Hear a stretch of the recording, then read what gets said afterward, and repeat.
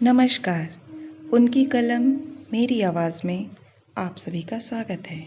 तो चलिए सुनते हैं कहानी का अगला भाग। लाइब्रेरी के मैनेजर हुकुमचंद जी ने मनोज से कहा कि हॉल की पुताई करानी है, इसलिए पुरानी रद्दी निकालकर कबाड़ी वाले को बेच देना। मनोज ने रद्दी निकालकर 5,000 रुपए में बेच दी। हुकुमचंद जी ने हिसाब मांगा तो उसने पूरा हिसाब रख दिया। हुकुमचंद ने उसे भेदती हुई नजर से देखा और कहा, पिछले साल 7,000 की रद्दी बिकी थी, इस साल केवल 5,000 की कैसे बिकी? हुकुमचंद इस प्रश्न से मनोज की ईमानदारी पर संदेह व्यक्त कर रहे थे। उनकी नजर में 300 रुपए कमाने वाले के लिए 2,000 रुपए की हेराफेरी करना बहुत लाभ का सौदा है। मनोज ने कहा, सर, इतने की ही रद्दी निकली थी। मैंने 7 कबाड़ियों से संपर्क किया था। जिसने रद्दी के सबसे अधिक दाम लगाए उसी को बेचा। लेकिन हुकुमचंद का अविश्वास बढ़ता जा रहा था। हुकुमचंद ने अपने अविश्वास को स्पष्ट प्रकट कर मनोज पर सबसे गहरी चोट की। उन्होंने कहा, मनोज, तुम तो युवक हो। त्यागी जी तुम पर भरोसा करते हैं। तुमसे यह उम्मीद नहीं थी। ईमानदारी मनोज का सबसे बड़ा संकल्प था, जिसे हुकुमचंद जी ने छिन्न भिन्न करके उसे बेईमान सिद्ध कर दिया। यह निराधार आरोप सुनकर मनोज भयानक कड़वाहट से भर गया।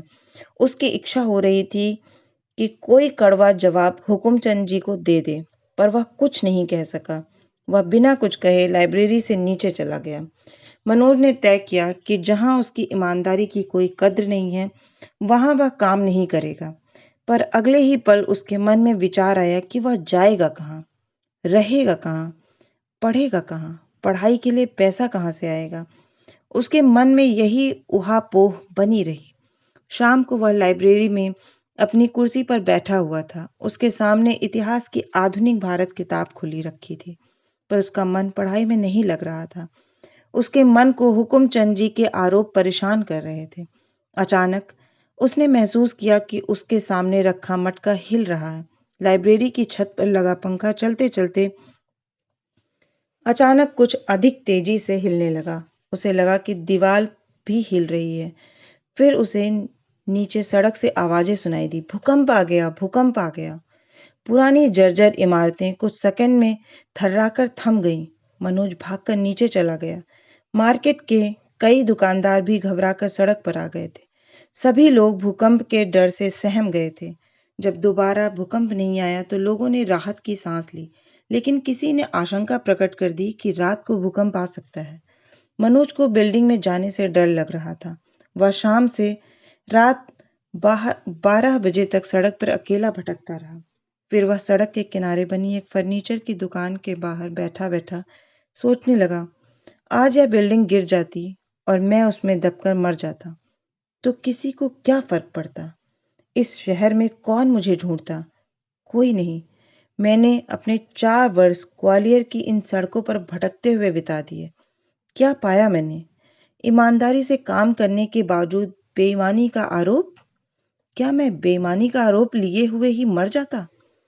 किस पीएससी के पीछे मैं पड़ा हूं, जिसका दूर दूर तक कोई अता पता नहीं।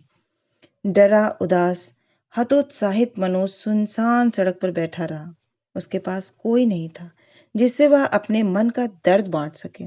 उसकी निराशा, बेईमानी का झूठा आरोप, भविष्य के प्रति उसकी अनिश्चितता, अभावों का जीवन उसे विचलित कर रहा था। सड़क अब पूरी तरह सूनी हो गई थी। वह भटकता हुआ पास के राम मंदिर चौराहे पर चला गया। मंदिर के गेट बंद हो गए थे। वह गेट के पास बनी सीढ़ियों पर बैठ गया। काफी देर तक वह भगवान राम की मूर्ति को एकटक देखता रहा, जैसे उनसे बातें करने की कोशिश कर रहा हो। शायद वह भगवान राम से पूछने आया था कि बताओ, अब मुझे क्या करना है? कोई तो दिशा दिखाओ। उसे लग रहा था कि राम उसे देखकर शांत भाव से मुस्कुरा रहे हैं। आश्वस्त कर रही थी मनोज को उनकी मुस्कुराहट। लगभग आधा घंटा वह सीढ़ियों पर बैठा मूर्ति की ओर देखता रहा। खोया रहा वह उन आंखों में। अचानक वह सोचने लगा, मैं भी तो राम की तरह ही एक अंतहीन यात्रा पर निकला हूं, जिसके पड़ावों पर मिलने वाले दुख तो मुझे सहने ही होंगे। प्रतिभाएं अकारण आगे नहीं बढ़ती, वे बढ़ती हैं अपने पुरुषार्थ से, अपने धैर्य से, अपने समर्पण से, अपनी मेहनत से, अपने त्याग से, अपनी प्रबल इच्छा शक्ति से। पता नहीं कौन सी शक्ति उसने मंदिर की सीढ़ियों पर महसूस की। वह सीढ़ियों पर खड़ा होकर बोलने लगा, मैं किसी भी झूठे आरोप को नहीं सहूंगा, मुझे कोई नहीं हरा सकता। इतना कहकर वह लाइब्रेरी की ओर लगभग दौड़ पड़ा। लाइब्रेरी पहुंचकर उसने मंच के पास रखी लेक्चर डेस्क का माइक चालू किया और अंधेरे बंद हॉल में माइक पर जोर जोर से कवि निराला की राम की शक्ति पूजा कविता का पाठ करना शुरू कर दिया। उसकी आवाज तेज थी, उसमें घरघराहट और कंपन था। वह कविता के एक एक शब्द पर जोर देकर पढ़ने लगा। है अमा निशा उगलता गगन घर अंधकार, खो रहा दिशा का ज्ञान स्तब्ध है पवन चार, अप्रतिहर गर्जर रहा पीछे अम्बुविद विशाल, भूधर ज्यो ध्यान मग्न केवल जलती मशाल। फिर उसने इस पंक्ति की व्याख्या करनी शुरू की। राम पराजित अवस्था में पहुंच गए हैं, निराशा और अंधकार है सब तरफ, पर एक उम्मीद की लौ उसके मन में इस निराश और पराजित माहौल में भी जल रही है। उसने इस कविता में खुद को ढूंढना शुरू किया। एक मशाल मेरे भीतर भी उम्मीद के रूप में जल रही है, इसे मैं कभी बुझने नहीं दूंगा, मैं जरूर जीतूंगा। अपने भाषण की अंतिम पंक्तियों तक मनोज की निराशा भरपूर उत्साह में तब्दील हो गई।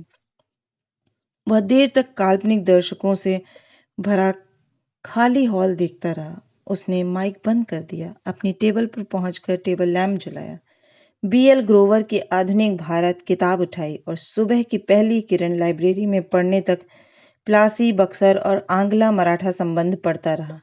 रात में कोई भूकंप नहीं आया। अगले दिन मनोज लाइब्रेरी छोड़ने का अपना निर्णय सुनाने त्यागी जी के घर चला गया। उसने कुर्सी पर बैठते हुए सीधे अपनी बात कही, मैं अब लाइब्रेरी में काम नहीं कर सकता। जहां मेरी ईमानदारी की कद्र ना हो, वहां मैं काम नहीं करूंगा। त्यागी जी ने जोर से ठहाका लगाते हुए कहा, चाय तो तुम पीते नहीं हो, लो गजक खाओ। इतना कहकर उन्होंने टेबल पे रखी गजक मनोज के सामने रख दी। त्यागी जी ने मनोज से आगे कहा, हुकुमचंद जी व्यवसायी आदमी है मनोज, जीवन भर उन्होंने 100 रुपए की साड़ियां बेचकर मुनाफा कमाया है। उन्हें साड़ियों की परख तो है, पर आदमी की परख नहीं है। तुम व्यर्थ ही परेशान हो रहे हो, निश्चिंत होकर नौकरी करो, मुझे तुम पर पूरा भरोसा है। त्यागी जी के भरोसे से मनोज को बल मिला। इस बल ने उसका आत्मविश्वास और बढ़ा दिया। अपने इस बढ़े आत्मविश्वास से प्रेरित होकर उसने कहा, हुकुमचंद जी का भरोसा मुझ पर नहीं रहा, मैं अब लाइब्रेरी में तो काम नहीं ही कर पाऊंगा। इतने में पांडे और त्यागी जी के स्कूल की पूर्व छात्रा अंशु गर्जर आ गई। अंशु पीएससी की गंभीर स्टूडेंट थी और इस साल वह मुख्य परीक्षा दे रही थी। त्यागी जी ने मनोज की पूरी कहानी दोनों को कह सुनाई। पांडे कुछ बोलता उसके पहले अंशु ने कहा, मनोज तुम बताओ कि तुम महत्वाकांक्षी हो या नहीं। मनोज ने एकदम से कहा, मैं पीएससी में सिलेक्ट होना चाहता हूँ, मैं महत्वाकांक्षी हूँ। अंशु ने मनोज को व्यवहारिक सलाह दी, फिर तुम्हें लाइब्रेरी में ही रहना चाहिए।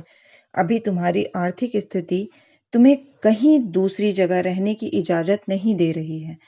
मनोज अंशु की बात सुनकर भी अपनी बात पर अड़ा रहा। दीदी, मैं वहां काम नहीं कर सकता जहां मेरी ईमानदारी पर संदेह किया जा रहा है। फिर क्या करोगे? बिना नौकरी के पढ़ाई कैसे करोगे? कुछ दिनों के बाद ही एमपी पीएससी की प्रीलिम्स परीक्षा होने वाली है। पांडे ने गजक खाते हुए मनोज के प्रति चिंता व्यक्त करते हुए कहा, पढ़ाई छोड़ दूंगा, सड़क पर रह लूंगा, पर अपने सिद्धांतों से समझौता नहीं करूंगा। मनोज ने बिना एक सेकंड गंवाए तत्काल उत्तर दिया।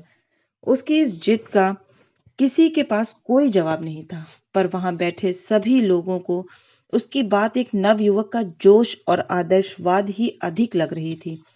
पांडे को मनोज का यह संकल्प व्यावहारिकता से दूर लग रहा था।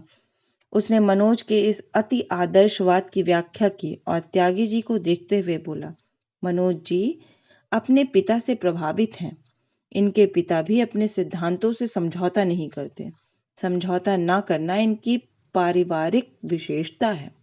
मनोज को उम्मीद थी कि ईमानदारी पर उसके संकल्प को सुनकर शहर का यह बुद्धिजीवी समूह उससे प्रभावित होगा, पर पांडे की ऐसी ठंडी और व्यंग्यपूर्ण प्रतिक्रिया देखकर वह निराश हो गया। त्यागी जी ने पास ही रखी एक किताब उठाई और मनोज को दे दी। किताब के कवर पेज पर भगत सिंह का चित्र था। त्यागी जी ने मनोज से पूछा, अच्छा बताओ मनोज, तुम्हें भगत सिंह के इस चित्र में क्या विशेषता नजर आ रही है? मनोज कुछ देर तक भगत सिंह के चित्र को देखता रहा, पर कुछ बोल नहीं पाया। मनोज, मुझे भगत सिंह की आंखों में एक बेचैनी सी नजर आती है। उनके भीतर देश के लिए कुछ करने की तड़प दिख रही है। त्यागी जी ने मनोज से कहा। कुछ देर रुककर उन्होंने आगे कहा, मुझे तुम्हारी आंखों में भगत सिंह जैसी बेचैनी और देश के लिए कुछ करने की तड़प दिखाई देती है। मनोज उनकी बात सुनकर हतप्रभ रह गया। उसे उम्मीद नहीं थी कि उसकी तुलना भगत सिंह से की जाएगी। अंशु ने मनोज की तारीफ करते हुए कहा, मनोज का व्यक्तित्व मुझे भी विलक्षण लग रहा है। कोई नवयुवक अपने सिद्धांतों के लिए इतना संकल्पवान हो सकता है। मुझे यह देखकर बहुत आश्चर्य हो रहा है। मनोज की तारीफ सुनकर पांडे ने अंशु से कहा, दीदी, कल त्यागी जी के स्कूल में 11वीं में पढ़ने वाला एक लड़का अपनी कविता सुनाने यहाँ आया था। बेहद घटिया कविता थी। फिर पांडे ने त्यागी जी को संबोधित करते हुए कहा, क्या कविता थी, आपको तो याद होगी। हमसे तो बेहतर है वो घास चरने वाले, हमसे तो बेहतर हैं वो बोझा ढोने वाले। वहां उपस्थित सभी लोगों को पांडे की यह अप्रासंगिक बात समझ नहीं आई। अंशु ने पांडे से पूछ ही लिया, तुम कहना क्या चाहते हो, स्पष्ट कहो। कल त्यागी जी को इस महान काव्य के रचयिता में जयशंकर प्रसाद के दर्शन हो रहे थे। मैं मनोज से यह कहना चाह रहा हूँ कि आम लोगों में महापुरुषों के दर्शन करना त्यागी जी की हॉबी है। इसे गंभीरता से ना लें और जीवन में व्यवहारिकता को अपनाएं।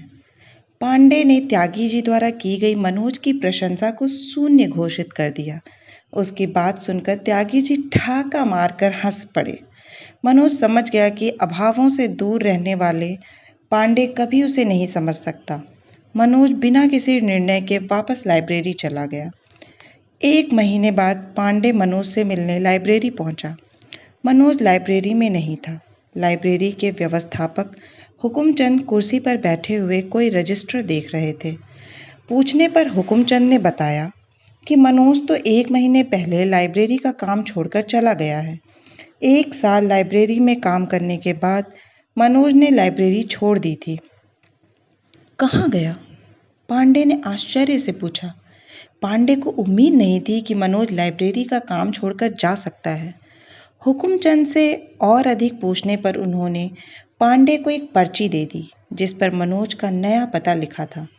घनश्याम आटा चक्की, गणेश मंदिर, घोसीपुरा। पर्ची हाथ में लिए पांडे लाइब्रेरी के नीचे उतर आया। उसने अपनी साइकिल घोसीपुरा की ओर मोड़ दी। घोसीपुरा ग्वालियर की एक पिछड़ी और घनी बस्ती है, जहां जौरा सबलगढ़ जाने वाली नैरो गेज ट्रेन का स्टेशन भी है। ढूंढने पर पांडे को आसानी से गणेश मंदिर मिल गया। मंदिर के पास जगह जगह घूरे और गंदगी के ढेर लगे हुए थे। पास ही गंदे पानी की नाली बह रही थी। पांडे ने वहीं खड़े एक लड़के से घनश्याम आटा चक्की का पता पूछा और अगली गली में आटा चक्की के पास पहुंच गया। वह समझ गया था कि मनोज ने आटा चक्की वाले के यहाँ कमरा किराए से ले लिया है। आटा चक्की पर एक लड़का सफ़ेद बनियान और लाल रंग का पैंट पहने गेहूं पीस रहा था और उड़ते हुए आटे के कारण सफ़ेदी में लगभग नहा गया था। पांडे ने लड़के के नज़दीक जाकर मनोज का पता पूछना चाहा। नज़दीक जाकर पांडे ने देखा तो वह एकदम चौंक गया। आटा चक्की में काम करने वाला लड़का मनोज ही था। मनोज ने जब पांडे को दुकान के सामने खड़ा देखा तो मुस्कुरा दिया। उसने पांडे से कहा, थोड़ी देर में मेरा काम पूरा हो जाएगा, फिर कमरे पर चलेंगे। पांडे चक्की के भीतर खड़ा होकर मनोज को काम करते देखता रहा। आधा घंटा काम करने के बाद मनोज ने अपने शरीर और बालों से आटा साफ किया। पास ही खूंटी पर टंगी शर्ट पहनी। दुकान के बाहर आकर दरवाज़ा बंद किया। ताला लगाया और पांडे के साथ चल पड़ा। पांडे बिना कुछ कहे चुपचाप अपनी साइकिल हाथ में पकड़े चल रहा था। तंग गलियों से गुजरकर थोड़ी देर में मनोज एक मकान के सामने पहुंच गया। पांडे ने मकान की दीवार से अपनी साइकिल टिकाई। मकान की गैलरी और छोटे से आंगन होकर मकान के सबसे पिछले हिस्से में पहुंचकर मनोज ने एक कमरे का दरवाज़ा खोला। दिन के उजाले में भी कमरे में अंधेरा था। मनोज ने लाइट जलाई। पीले रंग का धुंधला प्रकाश कमरे में फैल गया। जमीन पर गद्दा बिछा था। आले में किताबें रखी थी। कोने में एक स्टोव और कुछ बर्तन थे। एक लकड़ी का स्टूल भी पास में रखा था, जिस पर पांडे बैठ गया। 200 रुपये किराया है कमरे का। वैसे तो 300 है, पर एक साहित्यकार है घनश्याम जी, उनका मकान है। लाइब्रेरी में आते थे, मुझे बहुत पसंद करते हैं। मैंने उन्हें अपनी समस्या बताई तो उन्होंने सस्ते में यह कमरा दे दिया। बहुत भले व्यक्ति हैं। उन्होंने तो अपनी पूरी आटा चक्की की जिम्मेदारी ही मुझे सौंप दी। दिन में 4-5 घंटे गेहूं पीसने का काम है। 400 रुपये महीने मिलेंगे। बाकी पूरे दिन पढ़ाई करता रहता हूँ। आदमी यदि टाइम का सही मैनेजमेंट कर ले तो समय की कमी नहीं रहती। भगवान एक रास्ता बंद करता है तो दूसरा ज़रूर खोलता है। मनोज ने अपनी आंखें पांडे के चेहरे से दूर रखकर अपनी बात पूरी की। पीली कोठी में कमरा लेकर पढ़ाई करने का ख्वाब देखने वाला मनोज अब अपने नए काम और कमरे की तारीफ कर रहा था। पांडे ने मनोज की बात ध्यान से सुनी, पर वह बोला कुछ नहीं। पीले रंग का बल्ब अचानक बंद हो गया। शायद लाइट चली गई थी। कमरे में अंधेरा हो गया। कमरे में कोई खिड़की नहीं थी जिसे खोलकर मनोज प्रकाश की व्यवस्था कर सके। दरवाज़ा पहले से खुला था। मकान के इस हिस्से में सूरज की रोशनी बिल्कुल नहीं आ रही थी। मनोज ने पास रखी मोमबत्ती जला दी। मनोज अपनी बात पांडे से कह चुका था। अब वह पांडे से कुछ सुनने की उम्मीद में बैठा था। तुम माने नहीं मनोज, तुमने लाइब्रेरी छोड़ ही दी। कुछ देर पहले छाई चुप्पी को तोड़ते हुए पांडे ने मनोज से कहा, मुझे संतुष्टि है कि मैंने लाइब्रेरी छोड़ दी, पर अपना सिद्धांत नहीं छोड़ा। ईमानदारी की रक्षा अभाव सहकर भी होनी चाहिए। पांडे ने मनोज की आवाज़ में भारीपन महसूस किया। उसने देखा कि मनोज एक टक जलती हुई मोमबत्ती को देख रहा है। पर अब तुम इस अंधेरे में पीएससी की तैयारी कैसे करोगे? पांडे ने अंधेरे सीलन भरे कमरे को देखते हुए कहा। बाहर का अंधकार समस्या नहीं है पांडे। समस्या तब होती है जब हमारा मन सुविधाओं के लालच में समझौतों के अंधकार में डूब जाता है। मनोज जैसे किसी गहरे तल से बोल रहा था। बाहर गुजरने वाली नैरो गेज ट्रेन का शोर सुनाई दे रहा था। पांडे को प्यास लगाई थी। उसने पास रखे मटके में से गिलास पानी भरकर पिया और वापस आकर स्टूल पर बैठ गया। कुछ देर स्टूल पर बैठे बैठे जब पांडे को बात करने के लिए कोई विषय नहीं सूझा तो उसने मनोज से कहा, मनोज, मैं अब चलता हूँ। दोनों बाहर आ गए। पांडे ने मकान की दीवार से टिकी अपनी साइकिल उठाई और साइकिल पर बैठने से पहले कुछ देर रुककर मनोज को देखता रहा। मनोज ने अपने पिचके हुए गालों को छुपाने के लिए दाढ़ी बढ़ा ली थी। उसका गोरा रंग हल्का पीला हो गया था। उसकी आंखें अंदर को धंस गई थीं। पांडे साइकिल पर ना बैठकर पैदल ही उसके साथ साथ चलने लगा। गली का मोड़ आ गया। मनोज ने कहा, आते रहा करो पांडे, तुम्हारे आने से अच्छा लगता है। पांडे कुछ सोचता हुआ अपनी साइकिल पकड़े रहा। 5-6 सेकंड उसी चिंतन की अवस्था में रहने के बाद उसने कहा, मनोज, एक बात कहूँ, मानोगे? मनोज समझ गया कि घोसीपुरा और उसके कमरे का माहौल देखकर पांडे उसे फिर से लाइब्रेरी में नौकरी करने के लिए कहेगा। इसलिए उसने कहा, मैं अब किसी भी कीमत पर लाइब्रेरी में नहीं जाऊंगा। पांडे ने उसकी बात को लगभग अनसुना करते हुए अपनी बात जारी रखी। मनोज, हरिशंकरपुरम के पास एक पीली कोठी है जिसमें पीएससी की तैयारी करने वाले लड़के किराए से रहते हैं। मेरा दोस्त गुप्ता भी वहाँ रहता है। अंशु दीदी भी पीली कोठी के ग्रुप से जुड़ी हैं। बहुत अच्छा माहौल है वहाँ पढ़ाई का। मैं सोच रहा हूँ एक कमरा किराए पर लेकर वहीं पीएससी की तैयारी करूँ। तुम मेरे साथ पढ़ोगे तो मुझे लाभ होगा।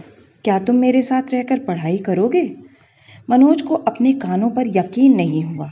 पीएससी की तैयारी करने वालों की दुनिया बहुत छोटी निकली। जिस पीली कोठी में रहकर तैयारी करने के लिए मनोज तरस तरस कर रह गया था, वही रहने का प्रस्ताव पांडे ने मनोज को दिया था। मनोज को तो जैसे कोई सपना पूरा हो रहा था। उसे उम्मीद नहीं थी कि पांडे उसे इस तरह का कोई प्रस्ताव दे सकता है। इससे अच्छा प्रस्ताव इस समय उसके लिए दूसरा कोई हो ही नहीं सकता था। अचानक मनोज का ध्यान अपने आर्थिक हालात पर गया। उसने पांडे से कहा, पर मेरे पास पीली कोठी में रहने लायक पैसे तो नहीं हैं। पांडे ने साइकिल पर बैठते हुए कहा, एक आदमी के खर्च में 2 लोग आसानी से रह सकते हैं। इतना कहकर वह बिना मनोज का जवाब सुने अपनी साइकिल पर बैठकर चला गया। वह झूमता हुआ साइकिल चला रहा था। मनोज तब तक पांडे को देखता रहा जब तक पांडे उसकी आंखों से ओझल नहीं हो गया। पांडे ने पीली कोठी में कमरा ले लिया। मनोज घोसीपुरा से अपना सामान समेटकर पांडे के कमरे पर आ गया था। पीएससी की तैयारी के लिए जिस ग्रुप की तलाश मनोज को थी, वह मिल गया था। पीएससी की प्रारंभिक परीक्षा नज़दीक आ गई थी। पिछली बार ग्रेजुएशन के तुरंत बाद दी गई पीएससी की प्रीलिम्स परीक्षा में वह सफल नहीं हुआ था। उसने तय किया कि वह इस बार कोई कसर नहीं छोड़ेगा। उसने अपनी डायरी में लिखा, पढ़ाई के लिए यहाँ बहुत अच्छा माहौल है। पीली कोठी में कई अच्छे प्रतियोगी तैयारी करते हैं जिनसे मुझे बहुत लाभ होता है, इसलिए अब मेहनत से पढ़ाई करना चाहिए। दीप सोनी ने मुख्य परीक्षा क्लियर करने के बाद इंटरव्यू दिया था। एक दिन दीप के पिताजी ने पीली कोठी आकर सूचना दी कि अभी अभी आए फाइनल रिजल्ट में दीप डीएसपी पद के लिए चयनित हो चुके हैं। दीप के पिताजी ने भावुक होकर कहा, हमें तो केवल 5,000 पेंशन मिलती थी। लल्ला ने जब पीएससी की तैयारी शुरू की थी, तब सब कहते थे कि पीएससी में लाखों रुपए रिश्वत देनी पड़ती है, पर देखो 1 रुपया नहीं लगा और हमारे लल्ला डीएसपी बन गए। खुशी और संतुष्टि के कारण उनकी आंखें भीग गई थीं। इतना कहकर दीप के पिताजी अपने किसी रिश्तेदार को या खुशखबरी सुनाने चले गए। मनोज ने दीप से पूछा, भाई साहब, आप आज कैसा महसूस कर रहे हैं? दीप ने मनोज से कहा, मैं बहुत खुश हूँ, पर एक बात जरूर कहूँगा, इस पीली कोठी में जितने लोग तैयारी कर रहे हैं, गारंटी देता हूँ कि सभी लोग पीएससी में सेलेक्ट होंगे। पीली कोठी के सदस्य मनीष, गुप्ता, मनोज और पांडे अपने भविष्य के लिए सिलेक्शन की इतनी बड़ी गारंटी पर बहुत खुश हुए। मनोज समझ गया कि सफल लड़के भी उन्हीं के बीच से आते हैं। दीप के सिलेक्शन से पूरी पीली कोठी में जश्न का माहौल बन गया। देर रात तक सभी लड़के आनंद और आत्मविश्वास में डूबे भविष्य की सफलता पर चर्चा करते रहे। मनोज और पांडे ने इस बार पीएससी प्रीलिम्स की परीक्षा गंभीरता से दी थी, पर 3 महीने बाद आए रिजल्ट में दोनों का प्रीलिम्स क्लियर नहीं हुआ। अच्छी मेहनत के बाद भी मनोज असफल हो गया। मनोज को लगा जैसे वह बर्बाद हो गया। उसकी सारी मेहनत बेकार चली। वह गहरी निराशा से भर गया। 4-5 दिन उसे होश नहीं रहा। वह अपनी कमियां ढूंढता रहा। वह समझ गया कि पीएससी की राह उतनी आसान नहीं है जितनी वह समझ रहा था। उसके पास अब पुरानी असफलता को भूलकर आगे की पढ़ाई करने के अलावा कोई विकल्प नहीं था। मनोज के पिता को हाई कोर्ट ने बहाल कर दिया। उसके पैसे की समस्या अब कम हो गई। हर साल नवंबर तक आने वाला पीएससी का विज्ञापन इस साल नवंबर खत्म होने तक नहीं आया। विज्ञापन न आने के कारण तैयारी करने वाले लड़कों की बेचैनी बढ़ने लगी। एक दिन अचानक अखबार में पढ़ने को मिला कि सरकारी खर्चे में कटौती करने के लिए इस साल मध्य प्रदेश में पीएससी की परीक्षा आयोजित नहीं होगी। पूरे प्रदेश में पीएससी की तैयारी करने वाले लड़के लड़कियों के लिए यह बुरी खबर थी। पीली कोठी में भी निराशा का वातावरण छा गया। मनोज के कमरे में बैठे लड़के आज की इस खबर से दुखी थे और भविष्य की प्लानिंग पर बात कर रहे थे। मनीष ने कहा, जब पीएससी की परीक्षा ही आयोजित नहीं होगी तो कितना भी पढ़ लो, उससे होगा क्या? मैंने तो तय कर लिया है, मैं अपने पिता का ट्रांसपोर्ट का बिजनेस संभालूंगा। दतिया का गुप्ता दुखी स्वर में बोला, इस बार मेरी तैयारी ऐसी हो गई है कि दीप भाई साहब जैसी डीएसपी की पोस्ट मिलने से कोई नहीं रोक पाता, पर जब परीक्षा नहीं होगी तो पोस्ट कहाँ से मिलेगी? बड़बोले गुप्ता ने अपनी तैयारी को बढ़ा चढ़ा कर बताया। पांडे ने निराश माहौल में उम्मीद की राह दिखाई। जहां चाह वहां राह। हमें अब उत्तर प्रदेश और राजस्थान पीएससी की तैयारी करनी चाहिए। गुप्ता ने पांडे की बात काटते हुए कहा, तुम कुछ नहीं जानते पांडे। दूसरे स्टेट वालों का यूपी और राजस्थान में सिलेक्शन नहीं होता। इंटरव्यू में 200 में से 30 नंबर देकर भगा देते हैं। प्रतियोगी लड़कों को बहुत ढूंढने पर भी आगे की तैयारी की कोई निष्कंटक राह नहीं दिख रही थी। मनोज ने निराश होकर कहा, हम लोग अब क्या करें, समझ नहीं आ रहा। तभी पीली कोठी में अंशु गुर्जर आ गई। अंशु भी दीप के साथ डीएसपी बन गई थी। वह लड़कों को गाइडेंस देने पीली कोठी आ जाती थी। पीएससी परीक्षा आयोजित न होने की निराशा लड़कों के चेहरे पर देखकर अंशु ने कहा, राज्य लोक सेवा का अब कोई भविष्य नहीं दिख रहा, इसलिए तुम लोग संघ लोक सेवा की सिविल सर्विसेज पर फोकस करो। आईएएस, आईपीएस, इनकम टैक्स और दूसरी अखिल भारतीय एवं सेंट्रल सर्विस के लिए संघ लोक सेवा आयोग दिल्ली परीक्षा आयोजित करता है। राष्ट्रीय स्तर की सिविल सर्विस की परीक्षा में सफल होना मध्य प्रदेश पीएससी की तैयारी करने वालों के लिए दिवा स्वप्न के समान ही था। सब जानते थे कि आईएएस या आईपीएस बनने का स्टैंडर्ड उन लोगों का नहीं है।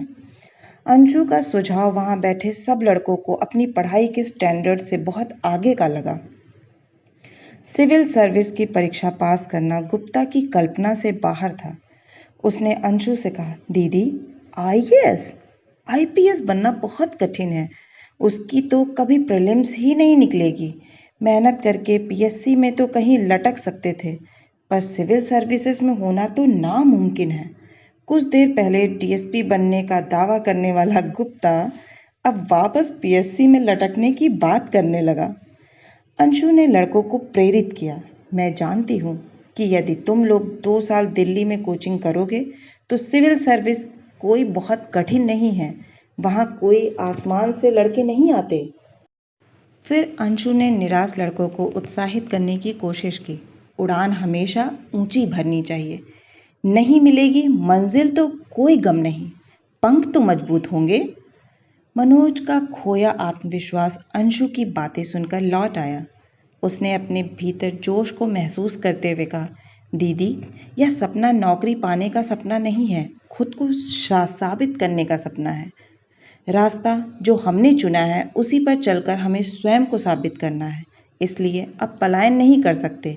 या तो मर जाएंगे या जीत कर ही जाएंगे, लेकिन युद्ध भूमि से पीठ दिखाकर नहीं भाग सकते। मैं सिविल सर्विस प्रीलिम्स की परीक्षा देकर दिल्ली कोचिंग करने ज़रूर जाऊंगा। मनोज ने पता नहीं कहाँ से अपने भीतर ताकत भरी और उस ताकत के प्रभाव से एक जोशीला संकल्प सभी के सामने ले लिया। गुप्ता ने मनोज के जोश की हवा निकालते हुए कहा, एमपी पीएससी की प्रीलिम्स कभी क्लियर नहीं हुई, चले सिविल सर्विस की परीक्षा क्लियर करने। बड़े आए युद्ध लड़ने वाले। दिन में सपने देखना छोड़ दो मनोज। आईएएस, आईपीएस हम जैसे गांव के सरकारी हिंदी मीडियम के लड़कों के लिए नहीं है। एमएलबी कॉलेज से कितने बने हैं आज तक IAS, IPS? Zero. IIT, Delhi, Allahabad university जैसी जगह से ही निकलते हैं आईएएस, आईपीएस। मनोज ने गहरी सांस लेते हुए कहा, जो भी हो, पर हमें कोशिश जरूर करना चाहिए। अंशु भी अपनी बात पर टिकी रही। अब तक नहीं बने तो अब बनेंगे और आप लोग ही शुरुआत करेंगे। मध्य प्रदेश पीएससी परीक्षा आयोजित ना होना अच्छा ही है। इस कारण तुम लोग पोखर से निकलकर समुद्र में तैरना सीखोगे। पर मनोज कैसे जाएंगे दिल्ली? ग्वालियर में पढ़ने के लिए ही पैसे की समस्या रहती है इन्हें। पांडे ने मनोज की आर्थिक स्थिति को सार्वजनिक किया। पांडे की बात सुनकर मनोज जैसे आसमान से जमीन पर आ गिरा। उसका चेहरा उतर गया। उसके पिता सस्पेंशन से बहाल तो हो गए थे, पर एक जगह टिके रहने की अपनी आदत के कारण वह अपने बदले हुए मुख्यालय डिंडोरी से झाबुआ नहीं गए थे, जिस कारण डिप्टी डायरेक्टर ने उसका सस्पेंशन का आधा वेतन भी रोक लिया था। अंशु ने जब मनोज को दुखी देखा तो उससे पूछा, क्या तुम सच में दिल्ली जाना चाहते हो? हाँ दीदी, मैं पूरी ताकत से मेहनत करना चाहता हूँ, मनोज ने कहा। मनोज, हिम्मते मर्दा तो मर्दे खुदा। दिल्ली में कोचिंग के लिए मैं तुम्हें 10,000 रुपये देती हूँ। अंशु ने अचानक घोषणा की। वहां बैठे सभी लड़के अंशु की यह उदारता देखकर चौंक गए। अंशु का स्नेह देखकर मनोज का मन गीला हो गया। उसने कहा, दीदी, मैं कहीं और से व्यवस्था कर लूँगा, पर आपने मेरे बारे में इतना सोचा, मैं आपका एहसान कभी नहीं भूलूँगा। अंशु ने मनोज को भावुक होते हुए देखा तो कहा, मनोज, बेकार की बातें मत करो। तुम मेरे छोटे भाई जैसे हो, मुझे तुम पर भरोसा है, तुम दिल्ली जरूर जाओगे। मनोज अब सिविल सर्विसेज की प्रीलिम्स की तैयारी करने लगा। 4 महीने उसने जमकर पढ़ाई की और मई में सिविल सर्विस प्रीलिम्स दे दी। प्रीलिम्स परीक्षा से मुख्य परीक्षा तक लगभग 5 महीने का वक्त मिलता है। यह 5 महीने प्रतियोगी के लिए सबसे महत्वपूर्ण होते हैं। प्रीलिम्स के रिजल्ट के इंतज़ार में यह 2 महीने बर्बाद नहीं किए जा सकते। आदर्श तरीका यही है कि प्रीलिम्स परीक्षा के तुरंत बाद बिना उसके रिजल्ट का इंतज़ार किए मुख्य परीक्षा की तैयारी में जुट जाया जाए। अंशु ने यह कहकर मनोज को दिल्ली जाने के लिए 10,000 रुपये दे दिए।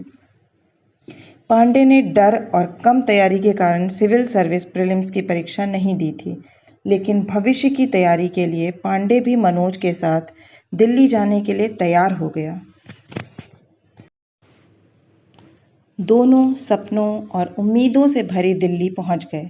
निजामुद्दीन स्टेशन से किंग्सवे कैंप ऑटो से और वहां से रिक्शे से मुखर्जी नगर। बोरियों में किताबें भरे दोनों रिक्शे में बैठे उत्सुकता और कौतूहल से मुखर्जी नगर में जगह जगह लगे सिविल सर्विस कोचिंग सेंटर के बोर्ड देख रहे थे। परीक्षा में सफल हो चुके प्रतियोगियों के फोटो लगे होर्डिंग देखकर दोनों अचंभित हुए जा रहे थे।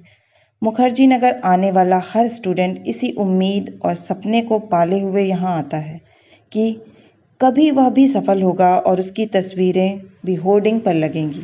पर कौन सफल होकर अपना सपना पूरा करेगा और कौन असफल होकर वापस यहाँ से चला जाएगा, कोई नहीं जानता। साल में 400-500 लोग ही तो सफल होंगे, क्योंकि उतने ही पद हर साल निकलते हैं। परीक्षा देने वाले तो लाखों में हैं, बाकी का क्या? वे तो अपने सारे अटेम्प्ट पूरे करके असफल और निराश होकर वापस चले जाते हैं। लेकिन असफलता का अनुपात ज़्यादा होने के बावजूद उम्मीद तो नहीं छोड़ी जा सकती। बिना संघर्ष के हार भी तो नहीं मानी जा सकती। इसलिए असफलता और हार की आशंकाओं को भुलाकर जीत के संकल्प को लिए हजारों स्टूडेंट हर साल मुखर्जी नगर आते हैं। मुखर्जी नगर दिल्ली की एक सामान्य कॉलोनी न रहकर सकारात्मक ऊर्जा और ज्ञान से भरे देश के तमाम युवाओं की कर्म भूमि बन गई है। परीक्षा की तैयारी करने वालों के लिए किसी तीर्थ से कम नहीं है मुखर्जी नगर। मनोज के मन में मुखर्जी नगर के प्रति एक पवित्र एहसास सा भर गया। आश्चर्य, उत्सुकता से मुखर्जी नगर को देखता हुआ मनोज सम्मोहित हुआ जा रहा था। कोचिंग के बाहर चाय जूस की दुकानों के सामने तैयारी करने वाले लड़के लड़कियां खड़े थे। कुछ लड़के किताबों की दुकान पर पत्रिकाएं पलट रहे थे। कुछ प्रीलिम्स के पेपर में आए किसी प्रश्न के सही उत्तर जानने के लिए आपस में बहस कर रहे थे। कोई हाल ही में घटित किसी समसामयिक घटना पर चर्चा कर रहा था। कोई नया लड़का किसी सीनियर से परीक्षा में सफल होने की रणनीति पूछ रहा था। पूरा मुखर्जी नगर जैसे पढ़ाई में डूबा हुआ था। मनोज को पढ़ाई का यह माहौल देखकर अद्भुत खुशी हो रही थी। पढ़ाई का ऐसा माहौल उसने पहले कभी नहीं देखा था। उसने महसूस किया कि अभी तक वह व्यर्थ ही ग्वालियर में अपना समय नष्ट कर रहा था। पहली बार वह सही जगह आया है।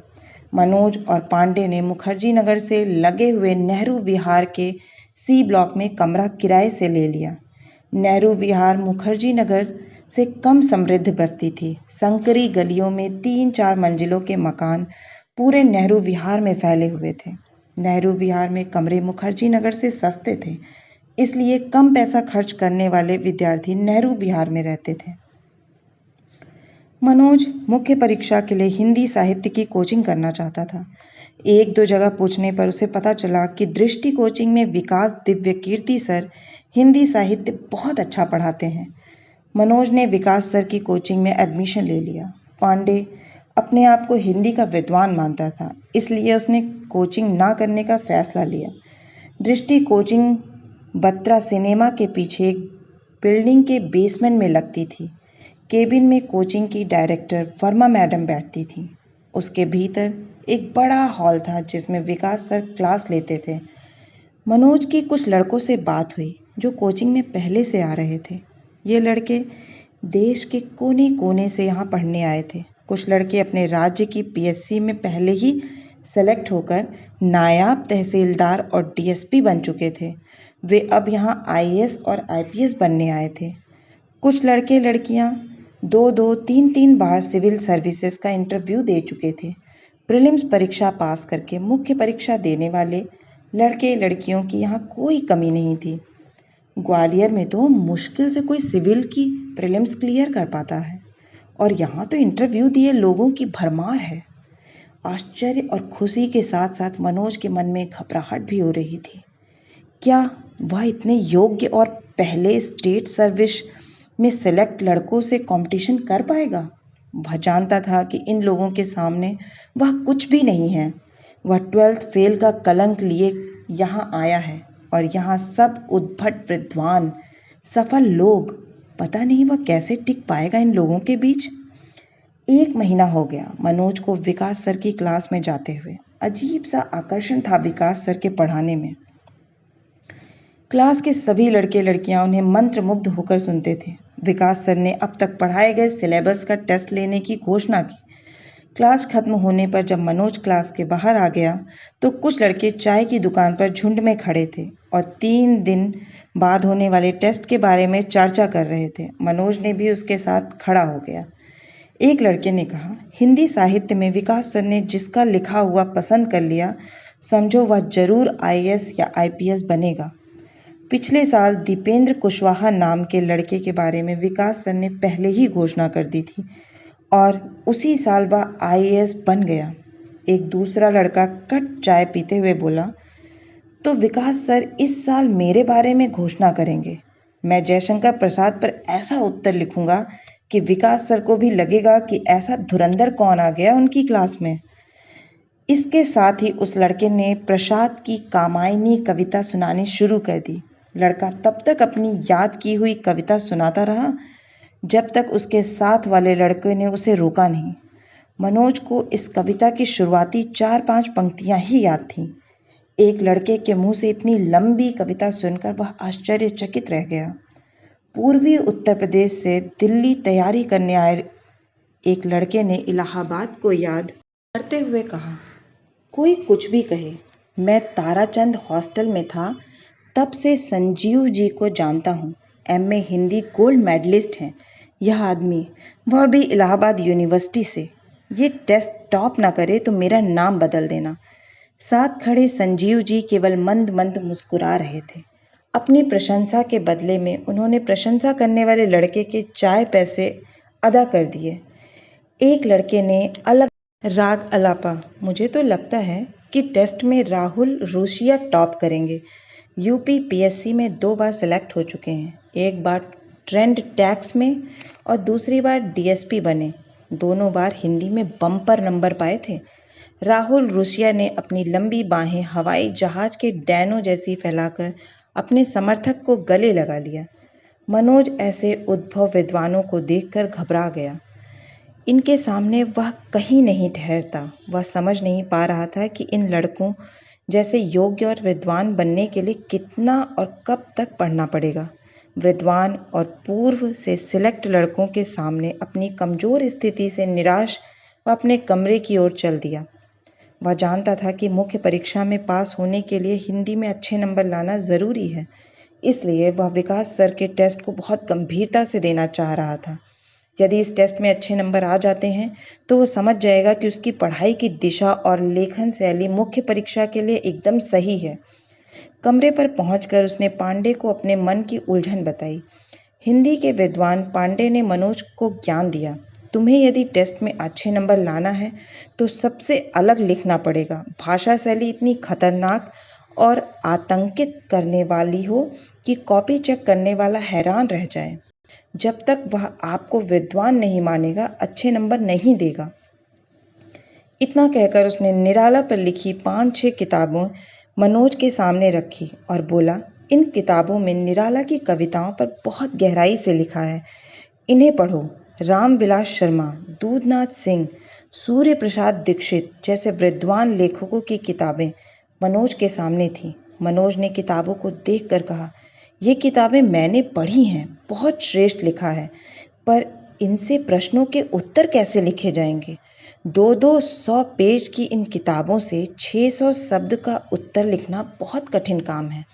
ज्ञान के इन अमृत कुंडों में से कौन से अमृत बिंदुओं को लेकर अपना उत्तर लिखना चाहिए, यह मनोज को समझ नहीं आ रहा था।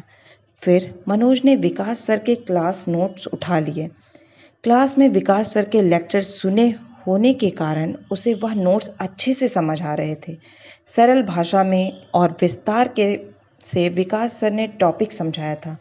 मनोज ने तय किया कि वह इन्हीं नोट्स को टेस्ट के लिए पढ़ेगा। टेस्ट हो गया। टेस्ट के अगले दिन विकास सर ने क्लास में पूछा, मनोज कुमार शर्मा कौन है? मनोज ने अपना हाथ उठाया। विकास सर ने कहा, इस लड़के में सिविल सर्विस एग्जाम क्लियर करने की क्षमता है। टेस्ट में इसके सबसे ज़्यादा नंबर आए हैं। मनोज को अपने कानों पर भरोसा नहीं हुआ। उसके उत्तर इतने अच्छे कैसे हो सकते हैं कि विद्वानों से भरी क्लास में वह टॉप कर सके? क्या उसने सच में सबसे अच्छा लिखा है? इलाहाबाद के उद्भट विद्वानों से भी अच्छा, स्टेट सर्विस में सिलेक्ट लड़कों से भी बेहतर। मनोज आज पूरी क्लास में हीरो बन गया। सभी लड़के लड़कियां उसकी तरफ देख रहे थे। उसने अपने जीवन में ऐसा दृश्य पहले कभी नहीं देखा था। विकास सर की प्रशंसा पाने के लिए क्लास के सभी लड़के लड़कियों में होड़ लगी रहती थी। विद्यार्थियों की तारीफ करने में कंजूसी बरतने वाले विकास सर ने उसकी भरपूर तारीफ की थी, जिस कारण वह आज क्लास में सभी के आकर्षण का केंद्र बन गया। जब वह क्लास से निकला तो कुछ लड़कियों ने उसे घेर लिया। लड़कियों को उसमें भविष्य का आईएएस या आईपीएस दिखाई दे रहा था। लड़कियां उससे बहुत कुछ पूछना चाहती थीं। आपसे इतने अच्छे उत्तर कैसे लिखे? आप किस लेखक की किताब पढ़ते हैं? आप कहाँ के रहने वाले हैं? आप किस स्टेट में सेलेक्ट हो चुके हैं? आपको आईएएस बनना पसंद है या आईपीएस? आपका यह कौन सा अटेम्प्ट है? लड़कियों ने नए नए योग्य सिद्ध हुए मनोज पर प्रश्नों की बौछार कर दी।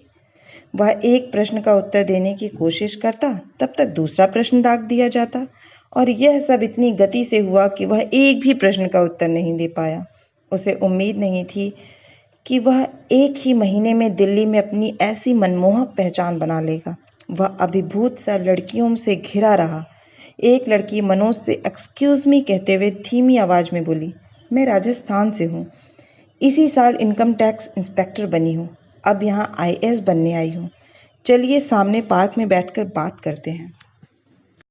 मनोज कुछ कहता, तब तक एक दूसरी लड़की ने मनोज से उसके कमरे का एड्रेस लेकर उससे कहा, मुझे आपसे प्रेमचंद की कफन कहानी समझनी है, कब आ जाऊं आपके रूम पर? मनोज इन लड़कियों को अस्पष्ट सा जवाब देकर आगे बढ़ गया। एक तीसरी लड़की जो कुछ पीछे रह गई थी, मनोज के पास आकर उसके साथ चलने लगी। साथ चलते हुए उसने कहा, मनोज, मुझे तुम पर पूरा भरोसा है, तुम जरूर सिविल में सिलेक्ट हो जाओगे। क्यों ना हम कंबाइंड स्टडी करें? सच कहूँ तो मैं तुम्हें पसंद करने लगी हूँ। इस लड़की की बात सुनकर मनोज को अपने कानों पर यकीन नहीं हुआ। लड़की भी व्यर्थ की बातों में समय बर्बाद करने के पक्ष में नहीं थी, इसलिए वह सीधे मुद्दे पर आ गई थी। लड़कियां दिल्ली में आईएएस आईपीएस बनने आई थीं, पर उनमें से कुछ सोचती थीं कि यदि खुद न बन सके तो उन्हें आईएएस आईपीएस प्रेमी मिल जाए। विकास सर द्वारा दिए टेस्टों के नंबर ने मनोज को आज लड़कियों की नज़र में उम्मीदों वाला लड़का बना दिया था। मनोज आज फूला नहीं समा रहा था। हमेशा लोगों की नज़र में श्रेष्ठ बनने की कोशिश करने वाले मनोज को लोगों ने वास्तव में श्रेष्ठ मान लिया था। अपनी मनमोहिनी छवि से आनंदित होता मनोज लड़की से विदा लेकर अपने कमरे की ओर चल दिया। अपने कमरे पर पहुंचकर कोचिंग में मिले नंबरों का पूरा किस्सा उसने पांडे को सुनाया। पांडे को उम्मीद नहीं थी कि वह क्लास में टॉप कर सकता है। पांडे ने उसके उत्तर को सरसरी निगाह से देखा और पेपर पलंग पर लगभग फेंकते हुए कहा, आप व्यर्थ ही खुश हो रहे हैं। आपके उत्तर सामान्य हैं।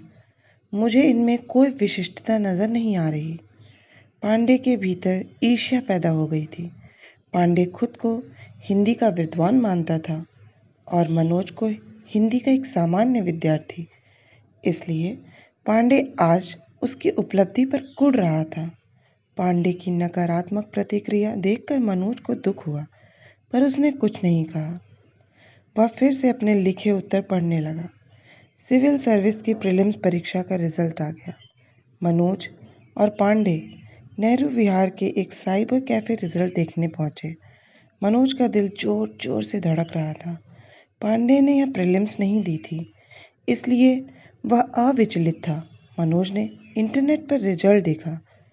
उसके जीवन की पहली प्रीलिम्स क्लियर हो गई। प्रीलिम्स निकलने की खुशी में वह उत्साह और प्रसन्नता से लगभग दौड़ता हुआ कोचिंग की ओर चल दिया। कोचिंग के बाहर प्रीलिम्स में सफल हुए कई लड़के लड़कियां आपस में बातें कर रहे थे।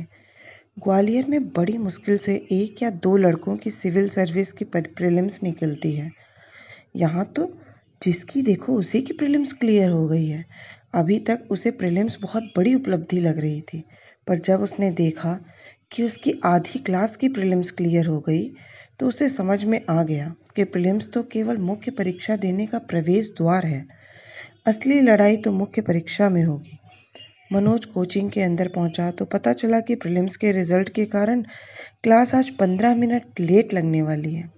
कोचिंग की डायरेक्टर वर्मा मैडम एक लड़की को हिंदी साहित्य के बारे में बता रही थी। मैडम ने उस लड़की से पूछा, आपने हिंदी साहित्य पहले कभी पढ़ा है? नहीं, लड़की ने कहा। पास खड़े मनोज ने मैडम को नमस्ते किया, तो मैडम ने भी मुस्कुराकर मनोज के अभिवादन का उत्तर दिया। मनोज को देखकर मैडम ने उस लड़की से कहा, देखिए ये मनोज है, इसने पिछले टेस्ट में क्लास में टॉप किया है।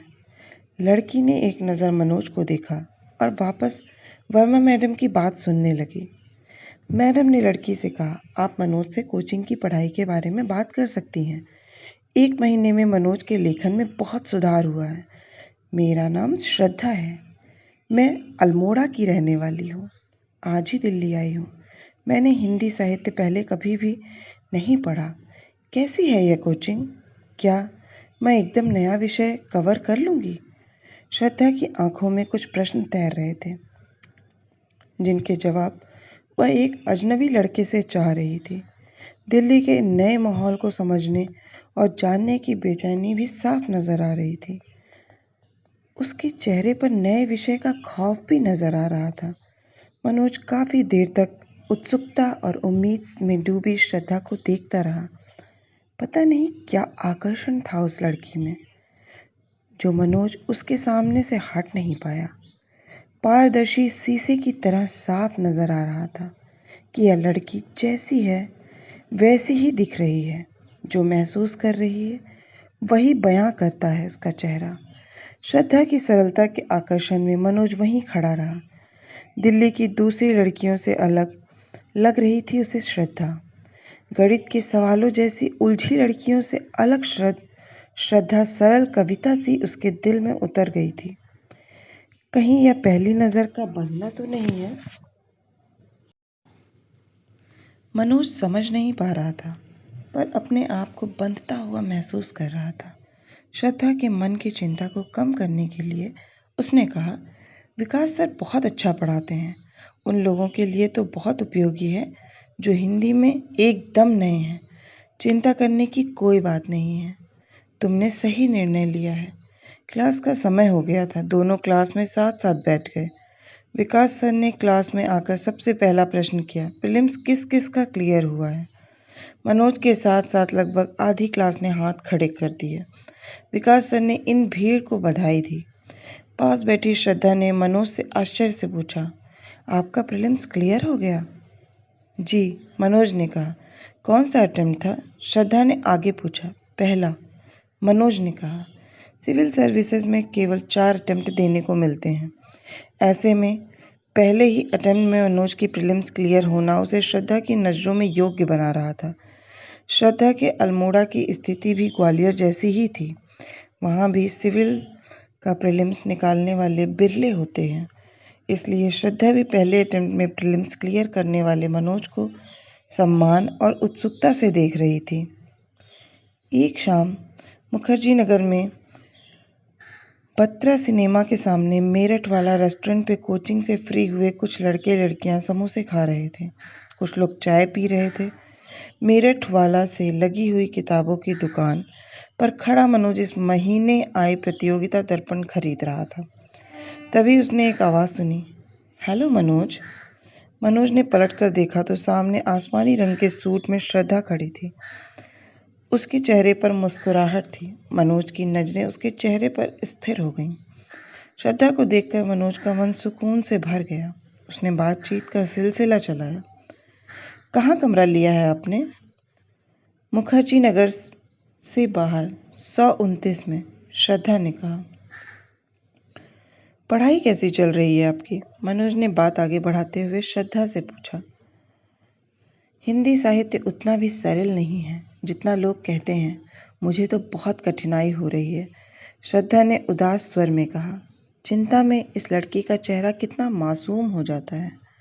श्रद्धा की मासूमियत में खोया मनोज उसके साथ साथ चलने लगा। श्रद्धा का हॉस्टल नेहरू विहार के पुल के पहले ही था। दोनों के बीच 1-2 मिनट चुप्पी बनी रही। दोनों मुखर्जी नगर से नेहरू विहार जाने वाले कम चहल पहल वाले अंधेरे रास्ते पर बढ़ रहे थे। शुरू में कोई भी नया विषय इस तरह तकलीफ देता है, पर कुछ महीनों में आपको हिंदी साहित्य समझ आने लगेगा। मनोज ने श्रद्धा के पढ़ाई के तनाव को कम करने की कोशिश की। पता नहीं, असमंजस में थी श्रद्धा। चुप्पी बनी रही कुछ देर तक दोनों के बीच। कुछ तो था इस लड़की में जो मनोज को आकर्षित कर रहा था। उसने श्रद्धा से पूछा, अच्छा, तुम अब्बू खां की बकरी को जानती हो? यह अप्रासंगिक प्रश्न श्रद्धा को समझ में नहीं आया। प्रश्न का रहस्य समझने के लिए उसकी आंखें सामान्य से बड़ी हो गईं। मनोज ने उसकी जिज्ञासा शांत करते हुए कहा, हमारे यहाँ कक्षा 5 में अब्बू खां की बकरी की कहानी कोर्स में चलती थी। तभी से अल्मोड़ा मेरे दिमाग में बसा है। एक खूबसूरत पहाड़ी शहर। मनोज को याद था कि श्रद्धा ने पहली मुलाकात में बताया था कि वह अल्मोड़ा की रहने वाली है। उसका उत्तर सुन श्रद्धा ने आश्चर्य व्यक्त किया। क्या तुम्हें अब तक वह कहानी याद है? हाँ, मुझे वह कहानी आज भी याद है। याद कैसे न रहती? इतने सुंदर शहर की कहानी कोई भूल सकता है भला? मनोज ने हंसते हुए कहा। लड़की के नजदीक जाने के लिए उसने उसके शहर की तारीफ को आधार बनाया। मनोज की बात सुनकर श्रद्धा भी हंस दी। उसकी भरोसेमंद हंसी ने मनोज को उत्साहित कर दिया। मनोज ने श्रद्धा को जानने के उद्देश्य से कुछ प्रश्न पूछने शुरू किए। श्रद्धा, क्या तुम्हारे यहाँ बर्फ गिरती है? वहाँ तो इतनी ठंड पड़ती है कि कूलर पंखे की जरूरत ही नहीं पड़ती होगी। तुम दिल्ली की भयानक गर्मी में कैसे रह लेते हो? तुम्हें तो इतनी गर्मी की आदत ही नहीं होगी। क्या पहाड़ों पर चढ़ते चढ़ते तुम थकती नहीं? क्या जब तुम्हारी बस पहाड़ों का गोल गोल चक्कर लगाकर आगे बढ़ती है तो नीचे देख तुम्हें डर नहीं लगता? मनोज बिना श्रद्धा के उत्तर की प्रतीक्षा के ढेर सारे सवाल उससे पूछता रहा। उसका मन अब श्रद्धा और उसके खूबसूरत शहर के आसपास ही मंडरा रहा था। श्रद्धा को उसके सारे प्रश्न रुचिकर लग रहे थे। उसके शहर के बारे में यह लड़का कल्पना मात्र से कितनी सारी बातें कर रहा है। सुनसान रास्ते से श्रद्धा अपने हॉस्टल की ओर जाने लगी। श्रद्धा को अभी भी मनोज के प्रश्न लगातार सुनाई दे रहे थे, जिनके उत्तर श्रद्धा नहीं दे पाई थी। मनोज ने श्रद्धा के साथ अधिक समय बिताने के लालच में उससे पूछा, क्या मैं तुम्हें हॉस्टल तक छोड़ दूं? श्रद्धा ने हाँ में अपनी गर्दन हिला दी। उसने श्रद्धा को उसके हॉस्टल तक छोड़ दिया। जाते समय उसने श्रद्धा से कहा, श्रद्धा, मेरी इच्छा है कि मैं कभी तुम्हारा खूबसूरत शहर अल्मोड़ा ज़रूर देखूं। इतना कहकर वह वापस मुड़ा और तेज चाल से नेहरू विहार के पुल की तरफ जाने लगा। अपनी बात का श्रद्धा पर असर देखने के लिए मनोज वहाँ नहीं रुका। अपने मन में अजीब सी खुशी महसूस कर रहा था मनोज। ऐसी खुशी उसने अपने जीवन में पहली बार महसूस की थी। उसे लग रहा था कि इस लड़की के मौन में एक भरोसा है और इसकी आंखों में अपनापन। उसका मन श्रद्धा के आसपास ही चक्कर लगा रहा था। अपने कमरे पर आने के बाद भी वह श्रद्धा के ख्यालों में खोया रहा। एक दिन विकास सर की क्लास में घुसते ही उसने देखा कि सर के यहाँ साफ सफाई करने वाला लड़का बाहर स्टूल पर बैठा है और श्रद्धा जमीन पर बैठकर उसके पैर पर मरहम पट्टी कर रही है। 2-3 स्टूडेंट वहाँ खड़े यह दृश्य देख रहे हैं।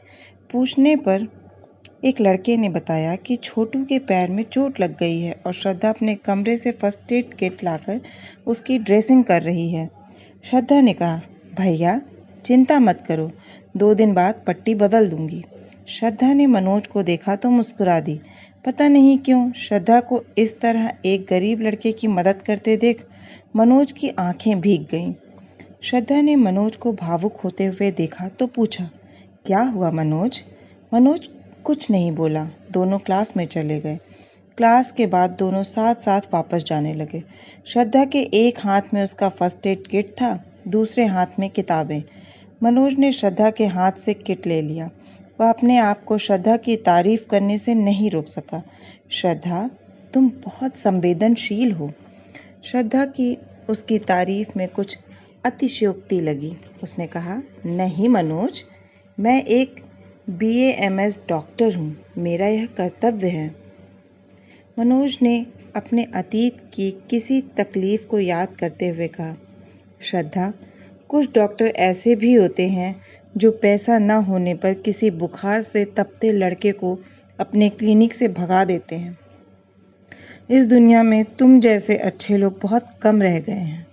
श्रद्धा को अपनी तारीफ सुनकर ऐसा लगा जैसे कि उसकी मेहनत का पुरस्कार उसे मिल गया हो। मनोज ने ग्वालियर के डॉक्टर जैन की घटना श्रद्धा को सुनाई। श्रद्धा ध्यान से वह घटना सुनती रही। उसका हॉस्टल आ गया। मनोज नेहरू विहार की ओर मुड़ गया। आज श्रद्धा अपने गेट पर खड़ी उसे जाते हुए देखती रही। उसने महसूस किया कि क्लास के इस योग्य लड़के के भीतर कोई अलग ही लड़का छिपा है जिसके बारे में अभी बहुत कुछ जानना है। विकास सर ने 10 दिन के लिए निबंध की कैप्सूल क्लास शुरू की। पांडे ने मनोज के साथ विकास सर की निबंध की क्लास ज्वाइन कर ली। मनोज उसके साथ ना बैठकर उसके आगे वाली पंक्ति में श्रद्धा के साथ बैठ गया। श्रद्धा के साथ उसका बैठना पांडे को अखर गया। मनोज श्रद्धा से हंस हंस कर बात कर रहा था। पीछे पांडे का चेहरा अपनी रंगत बदल रहा था। पांडे को इस बात से कष्ट हो रहा था कि मनोज की दोस्ती एक लड़की से कैसे हो गई।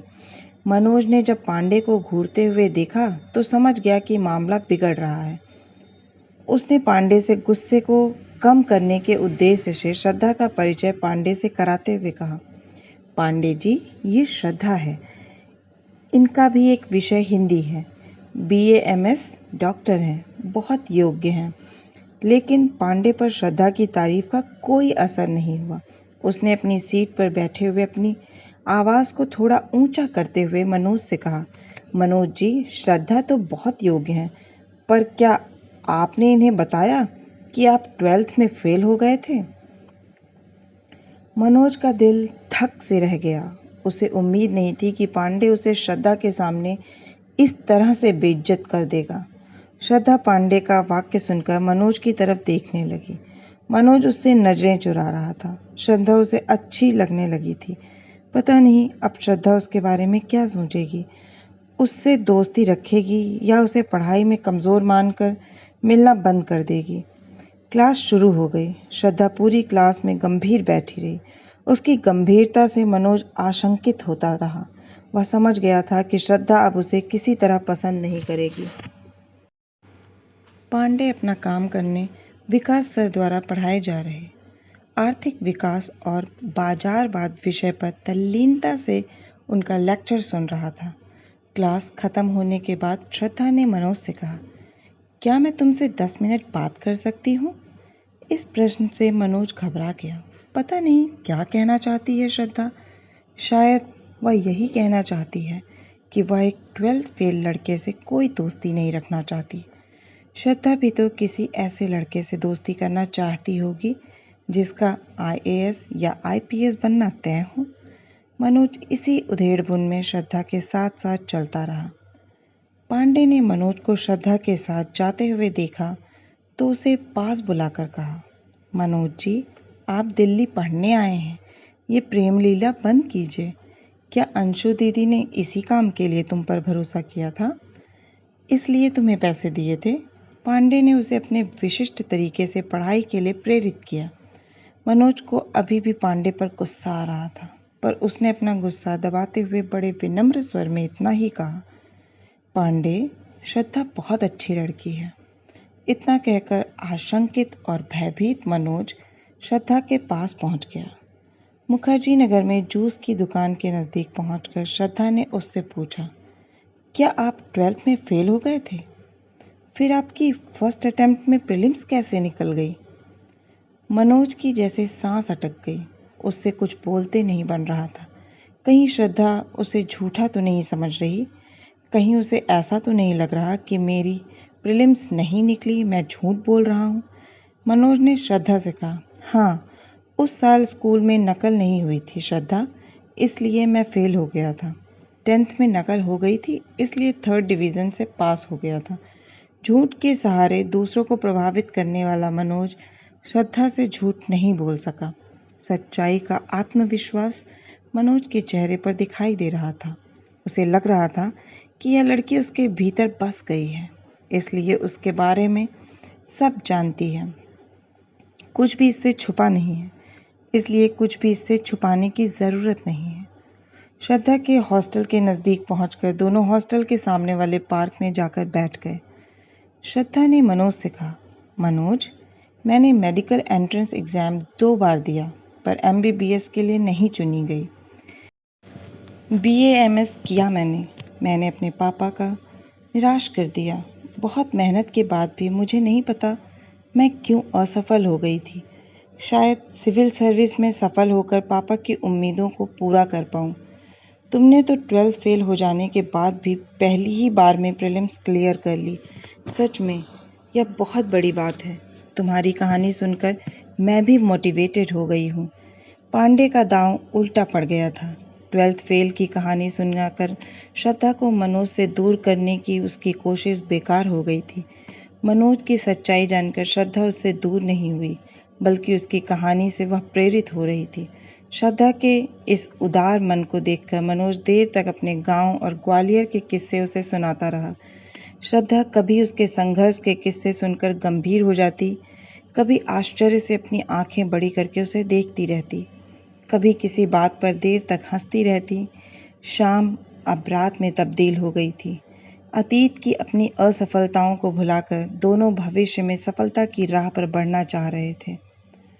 सिविल सर्विस की मुख्य परीक्षा को केवल 10 दिन बचे थे। अव्यवस्थित सी तैयारी थी मनोज की। इतिहास और हिंदी साहित्य के अतिरिक्त सामान्य अध्ययन के 2 कठिन पेपर भी होने थे, जिसकी तैयारी बहुत अच्छी नहीं हुई।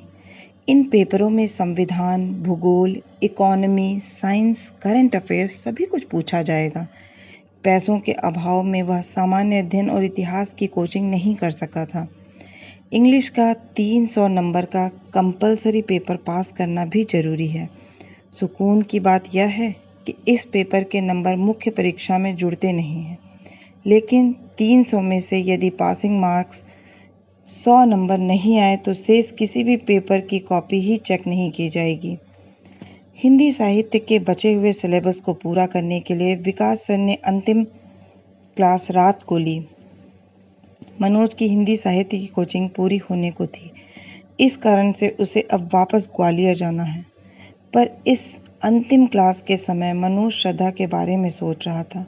वह नहीं जानता कि श्रद्धा अब उसे कब मिलेगी भी या नहीं। इतनी बड़ी दुनिया, इतनी दूरी, 2-3 महीने की दोस्ती क्या जीवन भर की दोस्ती बन पाएगी?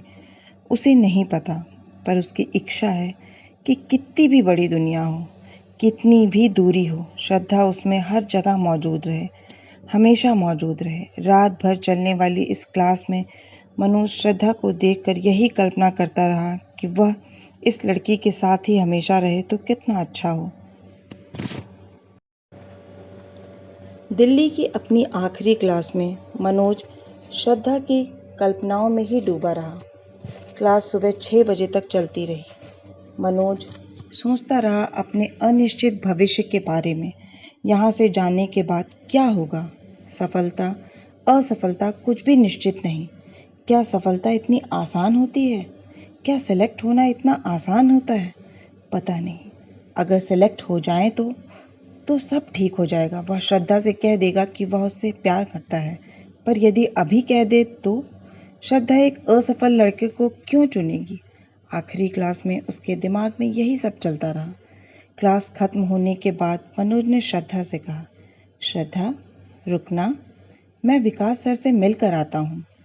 मनोज विकास सर से मिलने चला गया। सर को क्लास के लड़के लड़कियां घेरे हुए थे। मनोज को देखकर सर ने उसे मुख्य परीक्षा के लिए शुभकामनाएं दी। उसने सर के पैर छुए और वापस बाहर आ गया। बाहर आकर उसने देखा कि श्रद्धा सामने के पार्क में बेंच पर बैठी हुई है। पार्क में सुबह की धुली हुई धूप निखर आई थी। श्रद्धा के अलसाए चेहरे पर सुबह की पीली धूप सोने जैसी चमक रही थी। मनोज ने श्रद्धा से कहा, श्रद्धा, मैं आज शाम को ग्वालियर चला जाऊंगा।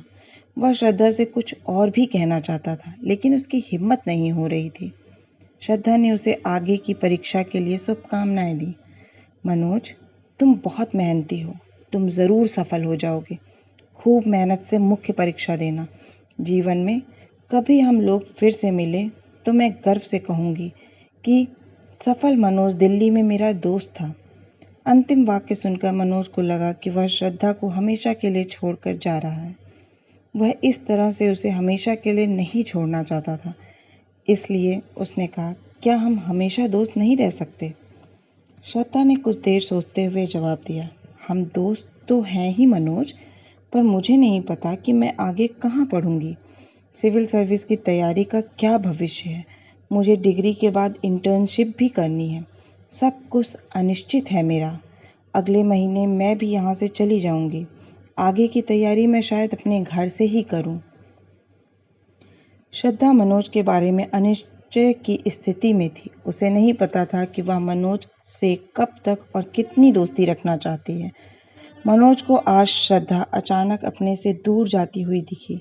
वह उसे अपने से दूर नहीं जाने देना चाहता था, लेकिन जिंदगी की डगर सीधी सरल नहीं है। वह इतनी ऊबड़ खाबड़ है कि कोई सपना इतनी आसानी से अपनी मंजिल पर नहीं पहुंचता। मनोज नहीं जानता था कि एक बार दूर होने पर दोबारा कैसे ढूंढ पाएगा वह श्रद्धा को। उसने कहा, क्या तुम्हारा अल्मोड़ा का फ़ोन नंबर मुझे मिलेगा? श्रद्धा ने उसकी कॉपी पर अल्मोड़ा का फ़ोन नंबर लिख दिया। उम्मीद खत्म नहीं होती कभी। मनोज की इच्छा हो रही थी कि वह श्रद्धा की कॉपी पर रखी उसकी हथेली को थाम ले, पर बिना श्रद्धा की इच्छा से कैसे संभव होता यह? काश वह इस हथेली पर विदा के समय पेन से अपना नाम लिख पाता। सीने में ही दबी रही उसकी यह इच्छा। उसने अपने मन की बात को कहने की फिर हिम्मत की, श्रद्धा, मेरा अभी तक का जीवन संघर्ष में बीता है, पर मैंने सपने देखना नहीं छोड़ा, ना ही कभी छोड़ पाऊंगा। पता नहीं क्यों तुम्हें देखकर लगता है कि मेरे सपने जरूर साकार हो जाएंगे। मनोज ने अपने सपनों को श्रद्धा के साथ एक मेक कर दिया, पर श्रद्धा उसकी भावनाओं में नहीं बही। उसने मनोज की भावनात्मक बातें सुनकर संतुलित जवाब दिया, मनोज, तुमसे मैंने बहुत कुछ सीखा है। किस तरह 12th फेल होने के बाद भी अपनी असफलताओं से ना घबराकर उन्हें पीछे छोड़कर आगे बढ़ा जाता है। तुम्हें देखकर मुझ में भी पढ़ाई की ललक बनी रहती है। मनोज को लगा कि यह लड़की जिसके साथ वह अपनी पूरी जिंदगी बिता सकता है, यही लड़की है जिसके साथ वह दुनिया की कोई भी लड़ाई जीत सकता है। कुछ देर खामोशी बनी रही। फिर उसने अपने हाथ में पकड़ी जयशंकर प्रसाद की किताब कामायनी को देखते हुए श्रद्धा से पूछा, क्या हम आखिरी बार मिल रहे हैं श्रद्धा? मनोज पढ़ना चाह रहा था श्रद्धा का मन, पर इतना आसान कहाँ होता है किसी के मन को पढ़ना। पता नहीं मनोज, श्रद्धा के स्वर में उदासी थी। क्या सच में श्रद्धा के साथ वाला यह दिन फिर कभी लौटकर आएगा, या बस यह लड़की यादों में रहेगी अब? मनोज को नहीं पता। उसके होंठ अब सिले हुए थे। श्रद्धा अपने हॉस्टल की ओर चल दी। मनोज वहीं खड़ा रहा।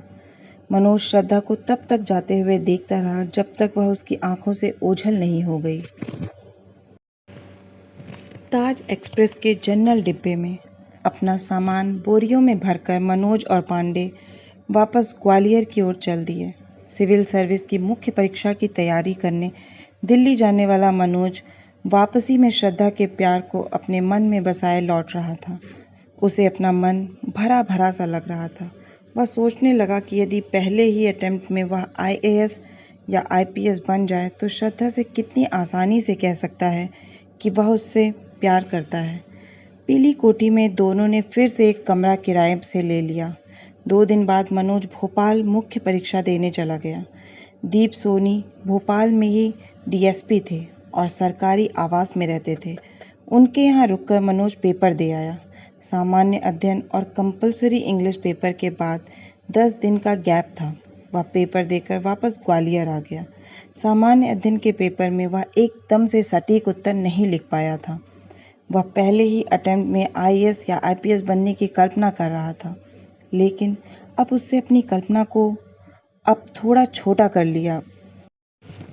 अब वह सोचने लगा कि यदि उसके आगे के पेपर अच्छे चले जाएं, तो वह भले ही IAS या IPS ना भी बन सके, पर इनकम टैक्स या सेंट्रल एक्साइज या कोई ना कोई पोस्ट तो मिल ही सकती है। पहली बार में छोटी पोस्ट मिलने से अगले अटेम्प्ट में प्रॉपर IAS या IPS बना जा सकता है। पीली कोठी में अविनाश मुदगल नाम के लड़के ने पढ़ाई के लिए कमरा किराए पर लिया था। उसने इसी साल BCom किया था। उसने मनोज के सामान्य अध्ययन और इंग्लिश कंपलसरी के पेपर चेक किए। अविनाश के पूछने पर मनोज ने बताया, मुझे लगता है कि इंग्लिश में तो मैं पास हो जाऊंगा। मैंने टेररिज्म इन इंडिया का एस्से बहुत अच्छा लिखा है। अविनाश ने पेपर देखते हुए मनोज से पूछा, मनोज कहाँ है टेररिज्म इन इंडिया का एस्से? अविनाश भाई, आप भी ठीक से नहीं देख पाते। पीछे के पेज पर देखो, तीसरे नंबर पर, मनोज ने आत्मविश्वास से कहा। इस एस्से में मैंने बहुत विस्तार से टेररिज्म के बारे में लिखा है। टेररिज्म के कारण उसके इंडिया पर impact, how to solve this problem, difference between Kashmir and Punjab terrorism. Manoj ने जोश और उत्साह से परीक्षा में लिखे गए अपने एस्से की विशेषताएं अविनाश को गिनाए। अविनाश अभी भी पेपर में टेररिज्म इन इंडिया टॉपिक ढूंढ रहा था, पर जब वह ऐसे नहीं ढूंढ पाया तो मनोज ने पेपर ले लिया और उस स्थान पर उंगली रख दी जहां टॉपिक लिखा था। ये रहा। तुम देख नहीं पा रहे अविनाश? मनोज ने अविनाश से खींचते हुए कहा। अविनाश ने उस स्थान को देखते हुए कहा जहां मनोज की उंगली रखी हुई थी। यह तो टूरिज्म इन इंडिया है। मनोज ने जब दोबारा ध्यान से पेपर पढ़ा तो वहाँ टेररिज्म नहीं, टूरिज्म लिखा हुआ था। मनोज को समझ नहीं आया कि यह कैसे हो गया। इतनी बड़ी गलती कैसे हो गई? वह जिस एस्से को सही समझ रहा था वह गलत हो गया था। वह टूरिज्म और टेररिज्म की स्पेलिंग में कंफ्यूज हो गया था। मनोज को लगा कि उसके भीतर का खून सूख गया है। उसकी आंखों के सामने अंधेरा छा गया। उसने बहुत बड़ी गलती कर दी। इस पेपर में पास नहीं हुआ तो दूसरे सब्जेक्ट की एक भी कॉपी चेक नहीं होगी। गलत विषय पर ऐसे लिखने पर निश्चित ही वह इंग्लिश कंपलसरी के पेपर में फेल हो जाएगा। बड़ी मुश्किल से उसकी प्रीलिम्स क्लियर हुई थी। क्या वह इस तरह बर्बाद हो जाएगी? मनोज अपने कमरे पर जाकर रोने लगा। वह समझ गया कि इंग्लिश ने एक बार फिर उसका जीवन बर्बाद कर दिया है। ऐसे ही उसकी उम्मीद थी, जिसमें 100 में से उसे 0 नंबर मिलेंगे। ग्रामर तो वैसे भी वह अच्छा नहीं कर पाया था। उसका आत्मविश्वास पूरी तरह से धाराशाही हो गया था। उसने निर्णय लिया कि वह आगे के पेपर देने भोपाल नहीं जाएगा। जब कॉपियां ही चेक नहीं होंगी तो पेपर देने का क्या लाभ? हिंदी साहित्य और इतिहास के पेपर देने मनोज भोपाल नहीं गया। पहला अटेम्प्ट एक घटिया प्रयोग के तौर पर इंग्लिश की बलि चढ़ गया। अब फिर से 1 साल की मेहनत सामने है। मनोज को फिर से प्रीलिम्स से शुरुआत करनी है। दुख का दौर फिर से शुरू हो गया। मनोज अपनी इस असफलता को किस मुंह से श्रद्धा को बताएगा? इच्छा होने के बावजूद मनोज श्रद्धा से बात करने की हिम्मत नहीं कर पा रहा था। कोठी में रहने वाले लड़कों ने उत्तर प्रदेश पीएससी की प्रीलिम्स परीक्षा दी। मनोज, पांडे, अविनाश, गुप्ता सभी की यूपी प्रीलिम्स क्लियर हो गई। सिविल सर्विस की मुख्य परीक्षा बर्बाद होने से हताश मनोज ने उत्तर प्रदेश पीएससी की प्रीलिम्स क्लियर करने के कारण अपने भीतर फिर से उम्मीद को जगाया। रेगिस्तान में तड़पते हुए आदमी को जैसे 2 बूंद पानी की मिल गई हो। उसके सामने फिर से एक मुख्य परीक्षा देने का लक्ष्य था, भले ही वह मुख्य परीक्षा सिविल सर्विस की ना होकर किसी स्टेट पीएससी की हो। इस उम्मीद से पैदा हुए आत्मविश्वास के कारण उसकी इच्छा एक बार फिर श्रद्धा से बात करने की होने लगी। मनोज श्रद्धा को भुला नहीं पा रहा था। रह रह कर उसकी याद मनोज को सता रही थी। उसने तय किया कि वह आज श्रद्धा से ज़रूर बात करेगा। उसने श्रद्धा के घर का फ़ोन नंबर ढूंढा, पर बहुत कोशिश करने पर भी नंबर नहीं मिला तो वह निराश होकर पलंग पर बैठ गया। मनोज को परेशान देख पांडे ने पूछा, क्या ढूंढ रहे हो मनोज? सिविल सर्विस की परीक्षा तो गई तुम्हारी, यूपी सिर पर है, पढ़ लो, कहाँ भटक रहे हो? मनोज श्रद्धा में डूबा हुआ था। श्रद्धा का फ़ोन नंबर नहीं मिल रहा है, मुझे उससे बात करना है। पांडे ने अपनी किताब बंद कर दी और वार्ता की मुद्रा में बैठ गया। तो कर लो बात, किसने रोका है? पर कहोगे क्या? हेलो श्रद्धा, मैं फेल हो गया हूँ। 12th के बाद मैं कंपलसरी इंग्लिश पेपर में भी फेल हो गया हूँ। टूरिज्म की जगह टेररिज्म पर ऐसे लिखा आया था। करो करो, फ़ोन करो, मेरी भी बात कराना। पांडे ने श्रद्धा को फ़ोन करने की एक्टिंग करते हुए मनोज से कहा। जब मनोज ने इस व्यंग पर कुछ नहीं कहा तो उसने अपनी अधूरी बात मनोज से फिर कही। मनोज जी, असफल लड़कों को प्यार नहीं मिलता। अगर श्रद्धा से प्यार करना है तो पढ़ाई करो, यूपी में सेलेक्ट हो जाओ, तब शायद श्रद्धा तुमसे प्यार कर ले। अभी तो धुतकार ही देगी। पांडे ने प्यार में सफलता विषय पर यथार्थवादी भाषण मनोज को दे दिया। तभी कमरे में गुप्ता और अविनाश आ गए। पांडे ने कमरे में सबसे कम उम्र के पर दिमाग में सबसे तेज अविनाश मुद्रल से पूछा, आज की चर्चा का विषय प्यार है। अविनाश जी, प्यार के विषय में आपके क्या विचार हैं? अविनाश पढ़ाई में गंभीर और दुनियादारी के झंझटों से दूर रहने वाला लड़का था। उसे इस तरह की निरर्थक चर्चाओं में कोई रुचि नहीं थी। पढ़ लो सालों, 5-6 महीने बाद यूपी मुख्य परीक्षा होनी है। तुम्हें अभी ही प्यार करना है? अविनाश ने छूटते ही गाली दी। लेकिन पांडे ने जब एक बार फिर अविनाश से प्यार पर अपने विचार व्यक्त करने का आग्रह किया तो अविनाश ने जवाब देना शुरू किया। पहला बिंदु, प्यार एक जोंक है जो विद्यार्थी से उसी समय चिपकती है जब उसे अपना सबसे ज़्यादा समय पढ़ाई में देना होता है। दूसरा, प्यार व्यार कुछ नहीं होता, या महज अभावों का आकर्षण है। अभाव माने समझ रहे हैं ना पांडे? जो चीज़ हमारे पास नहीं होती उसका आकर्षण। मनोज को अविनाश की यह फिलॉसफी पसंद नहीं आई। उसने विरोध किया। मेरे लिए प्यार आंतरिक शक्ति है जो मुझे पढ़ने के लिए प्रेरित करती है। गुप्ता को अविनाश के स्थान पर मनोज की बात पसंद आई थी। उसने कहा, वाह मनोज जी, क्या बात कही है, मेरे मुंह की बात छीन ली। अविनाश को क्या पता प्यार के बारे में, कभी प्यार किया हो तो जाने। प्यार के बारे में ये निरक्षर है। अविनाश को गुप्ता का मजाक पसंद नहीं आया। वह गंभीर हो गया। उसने उसी गंभीरता से कहा, पहले सेलेक्ट हो जाओ फिर कर लेना प्यार।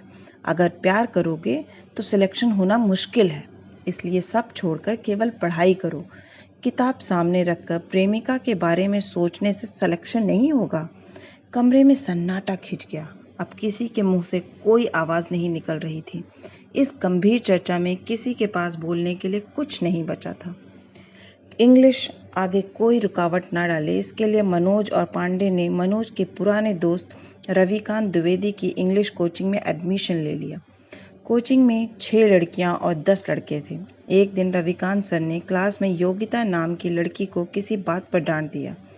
योगिता की आंखों से आंसू बहने लगे। आंसू बहाती योगिता पांडे को अचानक मासूम लगने लगी। आज पहली बार पांडे ने देखा कि योगिता की आंखें दूसरी लड़कियों से बड़ी और खूबसूरत हैं।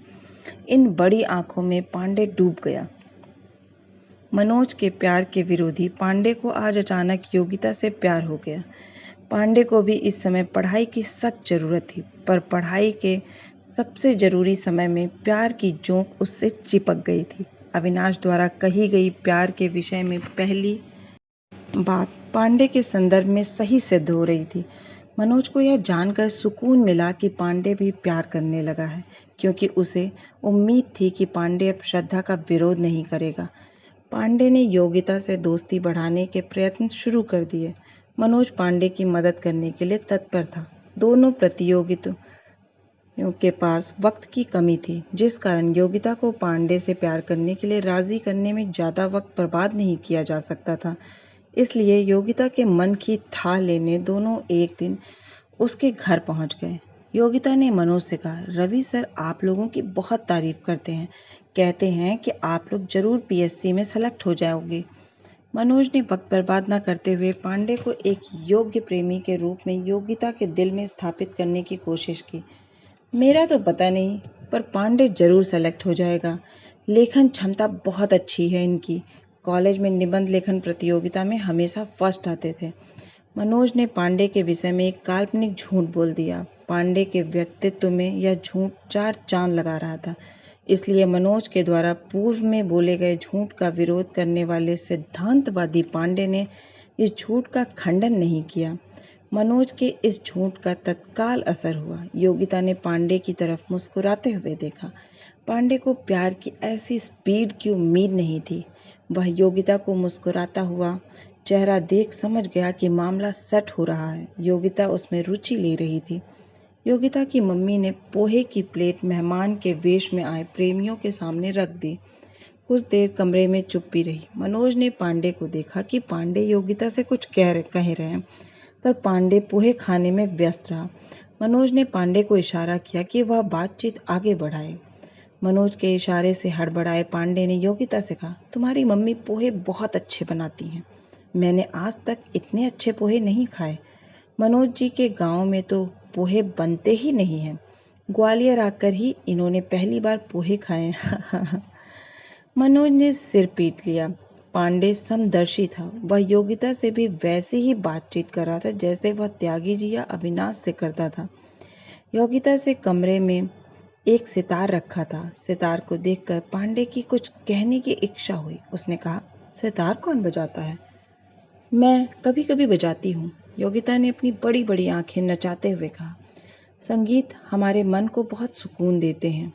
मैंने एक अच्छा गायक तो नहीं हूँ, पर एक अच्छा श्रोता ज़रूर हूँ, उसने योगिता से कहा। योगिता को पांडे का मजाक अच्छा लगा। उसने कहा, अच्छे श्रोता नहीं होंगे तो अच्छा गायक सुनाएगा किसे? पांडे ने योगिता के घर से विदा लेते समय कहा, अगली बार तुम्हारा सितार सुनेंगे।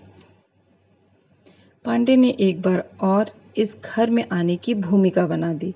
मतलब उसने यह बता दिया कि अब रिश्ता लंबा चलना है, आना जाना लगा रहेगा। इतना कहकर उसने एक भरी हुई नज़र योगिता के चेहरे पर डाली। योगिता की बड़ी सी आंखें झुक गईं और वह मुस्कुरा दी।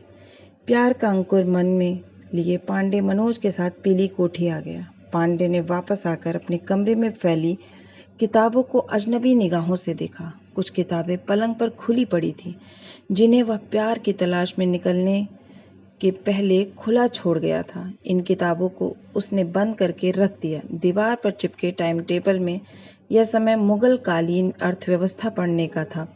आज दोनों योगिता से बात करने में वह समय बिता आए थे, इसलिए अब दोनों को पढ़ाई की चिंता सताने लगी। दिसंबर शुरू हो चुका था और मई के पहले रविवार को सिविल सर्विस की प्रीलिम्स और उसके बाद यूपी मुख्य परीक्षा होनी है। पांडे ने बगल में कमरे में झांक कर देखा। वहां अविनाश मुद्रल अपनी किताब में डूबा हुआ था।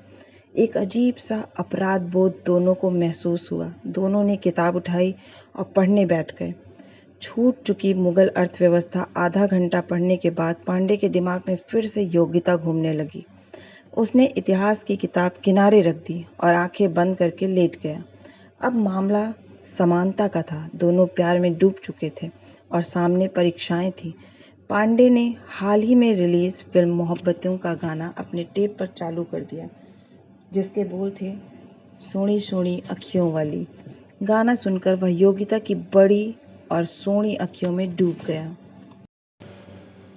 गुप्ता पीली कोठी में नए नए आए 2 लड़कों को परीक्षा की तैयारी के गुर समझा रहा था। वह तल्लीन होकर नौसिखिए लड़कों को ज्ञान दे रहा था।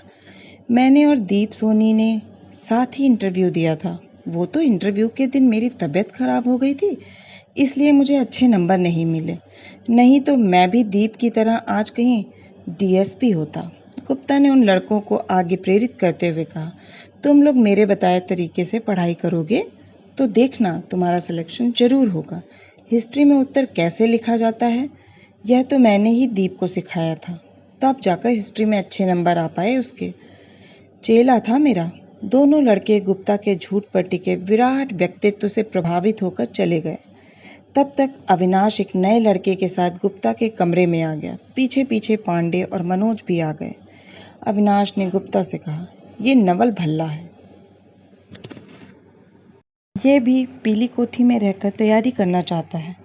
गुप्ता उत्साहित होकर बोला, बहुत बढ़िया, यहाँ पढ़ाई का बहुत अच्छा माहौल है।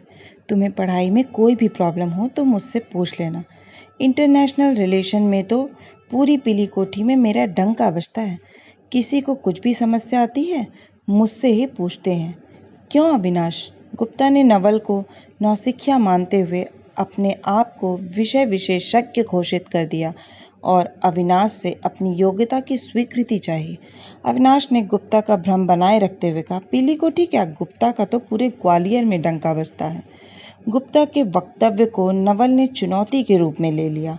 नवल ने गुप्ता के साथ साथ पूरी पीली कोठी की ग्रेविटी जांचने का मन बना लिया। उसने अपने नोट्स निकाल लिए और एक प्रश्न इस समूह के सामने उछाल दिया। अच्छा बताइए, अभी जापान के प्रधानमंत्री भारत आए थे। भारत सरकार से उनके किन महत्वपूर्ण बिंदुओं पर समझौते हुए? यह पूरी पीली कोठी की परीक्षा का अवसर था, लेकिन अंतर्राष्ट्रीय संबंधों के विशेषज्ञ गुप्ता को नवल के इस प्रश्न का उत्तर नहीं पता था। इसलिए प्रश्न सुनते ही उसे भूख लगाई। समय का सदुपयोग करते हुए गुप्ता किचन से भोजन की प्लेट ले आया, जिसमें आलू की सब्जी और घी में डूबी हुई 4 रोटियां रखी थी। गुप्ता के गांव में भैंस पली हुई थी, इसलिए उसे घी की कोई कमी नहीं थी। औपचारिकतावश गुप्ता ने मेहमानों से भोजन के लिए पूछा, जिसे सभी मेहमानों ने शर्मवश मना कर दिया।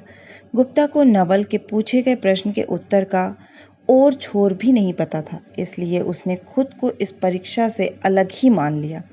गुप्ता विरक्त भाव से घी में डूबी रोटियां खाता रहा। नवल ने चुनौती की तरह अपना प्रश्न फिर से याद दिलाया, बताइए, ये तो बहुत इम्पोर्टेंट यात्रा थी, इतना तो पता होना चाहिए। गुप्ता जी, आप तो अंतर्राष्ट्रीय संबंधों में विशेष रुचि रखते हैं, आपको तो पता होना चाहिए। नवल ने जब यह बात गुप्ता से पूछी तो रोटी का टुकड़ा उसके मुंह में था। नवल की चुनौती के कारण गुप्ता रोटी चबाना भूल गया और बड़ी बड़ी आंखें करके उत्तर याद करने का सफल अभिनय करने लगा, पर उसे इस प्रश्न का उत्तर नहीं पता था। फिर भी उत्तर याद करने का गुप्ता का अभिनय ऐसा था कि बस उत्तर उसकी जबान पर आ ही रहा है, लेकिन मुंह में रोटी होने के कारण वह बोल नहीं पा रहा। नवल ने वहां बैठे अविनाश, मनोज और पांडे को ललकारा, आप लोगों को पता है? किसी को उत्तर नहीं पता था। किसी को यह उम्मीद भी नहीं थी कि पहली बार मिलने वाला लड़का उनकी परीक्षा ले सकता है, पर नवल कट्टर था। उसने सभी परीक्षार्थियों को पराजित देखते हुए भी विषय नहीं बदला, पर उसने दया करते हुए प्रश्न को थोड़ा सरल कर दिया। चलिए, नाम ही बता दीजिए जापानी प्रधानमंत्री का। नवल की नज़र में सरल प्रश्न शेष लोगों की नज़र में जटिल ही बना रहा। प्रश्न सुनकर लोगों के चेहरे के भावों में कोई बदलाव नहीं आया। पहले प्रश्न जैसी स्थिति में बनी थी, इस सरल प्रश्न का उत्तर भी चारों नहीं जानते थे। गुप्ता ने इस समय का बेहतर उपयोग किया। वह जूठे बर्तन मारने चला गया। सभी ने नवल के सामने हथियार डाल दिए। नवल ने अपनी पढ़ाई युद्ध की तैयारी की तरह की थी। आज मौका पाते ही वह सामने बैठे लड़कों को अपना दुश्मन मानते हुए उन पर टूट पड़ा था। नवल को लग रहा था कि उसने अपने हथियारों से अपने दुश्मनों को गाजर मूली की तरह काट दिया है और उसके दुश्मन युद्ध भूमि में पड़े तड़प रहे हैं। विजयी मुस्कान लिए नवल ने अपने लहूलुहान दुश्मनों से कहा, तुम लोगों को इतना भी नहीं पता? उसका नाम है जूनिकिरो कोइजुमी। वे नीला कोट और लाल टाई पहनकर भारत आए थे।